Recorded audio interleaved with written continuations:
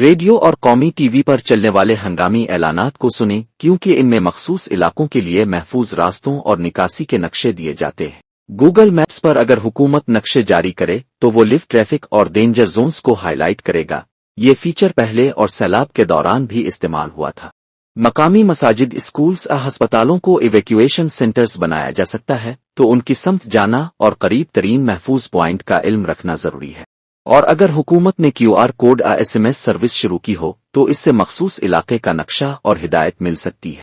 نور، اگر عوام پہلے سے یہ سب جانتی ہو تو خوف کی جگہ شعور لے سکتا ہے، اور یہی شعور سب سے بڑی طاقت ہے۔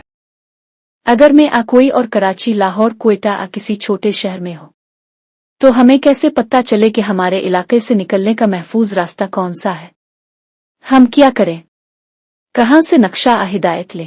نور، ہر شہری اپنے مقام کے لحاظ سے 3 طریقوں سے محفوظ راستہ جانچ سکتا ہے۔ گوگل میپس یا ایپل میپس کا استعمال۔ حکومتی ادارے اکثر ہنگامی حالت میں مخصوص علاقوں کو ریڈ زونز، خطرناک، اور گرین زونز، محفوظ، میں تقسیم کرتے ہیں۔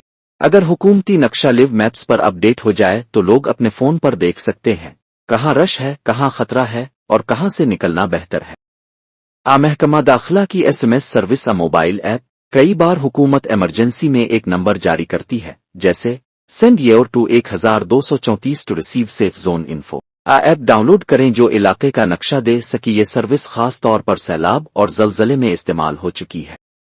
مقامی پولیس اسٹیشن، یونین کونسل، بلدیاتی ادارے، یہ لوگ اکثر قریبی ایویکویشن پوائنٹس کا اعلان کرتے ہیں، جیسے اسکول، گراؤنڈ، ہسپتال۔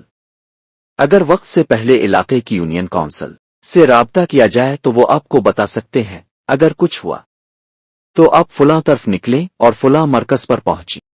نور، یہ سب جاننے کا وقت بعد میں نہیں، ابھی ہے۔ اور اگر عوام یہ سب پہلے سے جان لے تو بچاؤ صرف ممکن نہیں بلکہ یقینی بن سکتا ہے۔